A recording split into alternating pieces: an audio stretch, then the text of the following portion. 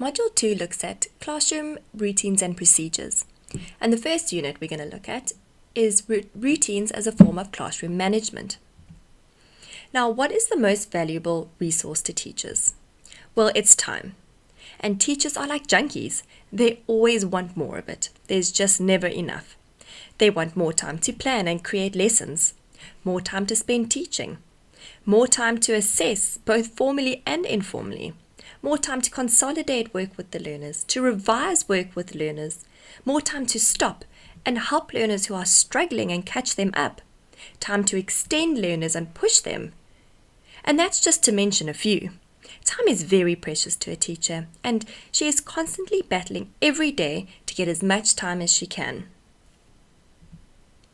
As teachers, we are not only responsible for what we teach our learners, but we are responsible for managing the classroom in such a way that it is conducive to learning. What is the goal for a classroom manager? To run a classroom smoothly with little or no interruptions to allow you to maximize your teaching time. I think many of you will laugh out loud as you read that. Well, because that just seems unrealistic, but not impossible. Having well-defined and practiced routines are going to save you time. Routines are daily activities that learners are able to carry out with little or no assistance.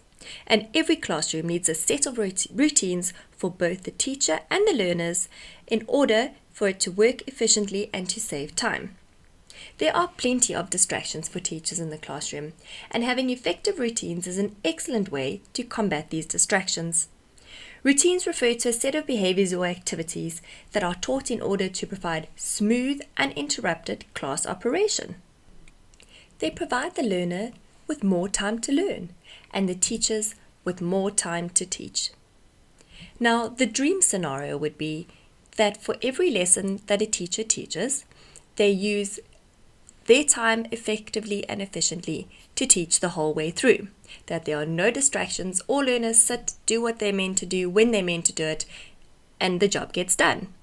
But in reality, our total teaching time is minimized drastically.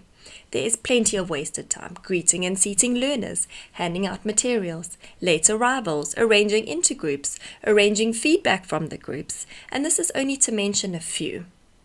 Having well-defined and practiced routines are going to save you time in your classroom.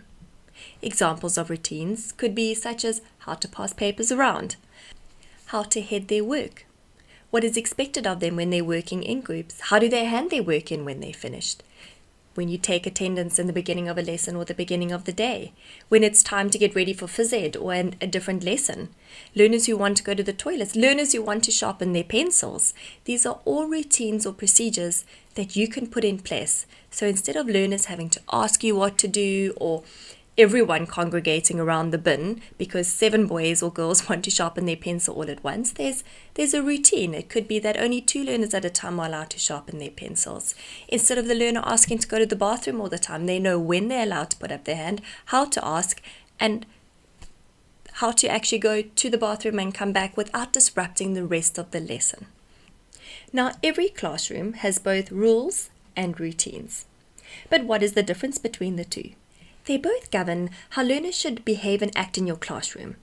But rules, when broken, should have consequences, and routines, when they are broken, should have reminders. Once you make a rule, you have to stick with it. A rule cannot be treated like a routine ever. For example, rules tell learners how to behave and treat others in the classroom, while routine is a list of how to do this or how to do that. So, how to go to the bathroom, how to head your work. Okay, so for example, a rule could be to keep our classroom clean, to have classroom pride, while a routine, which would assist that rule, is how to sharpen your pencil. An end of lesson or end of day routine where learners perhaps put their chairs on their desk and pick up all the rubbish around and tidy up and neaten up the classroom. They know what is expected of them at the end of the day. Let's take a look at why routines are so important to classroom management. There are 3 key benefits. Firstly, they help you to quickly accomplish daily tasks such as roll call, handing in diaries, lining up after break, changing books, materials between lessons, And when learners know what to do and what is expected of them, this goes a lot quicker. This leads to our next point, is that there are smoother transitions. Less time is wasted between lessons when learners are aware and well rehearsed on what to do between lessons.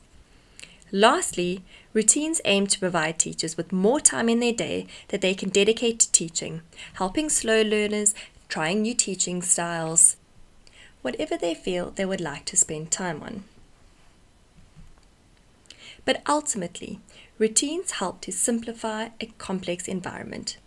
The classroom is like a delicate, multifaceted ecosystem, and in order for each learner to flourish, there must be routines in place. They are the nuts and bolts of classroom management. The slide you see now is from the introduction, and I wanted to reflect on how routines play such a vital role in classroom management. Classroom management is about the learner's behavior. Now, well-structured routines inform learners what is expected of them and what is acceptable behavior. How learners interact with one another, working in groups, giving feedback, individual work, going to the bathroom, late arrivals. These are all scenarios for interactions between learners, but having routines indicates how learners should interact with one another. How learners move about the classroom. Learners are never seated in their chairs for too long. They will need to get up to have a break, to go to the bathroom, to hand work in, to fetch materials, work in groups, line up after break. These are all opportunities for routines to be set up to provide good structure and organization.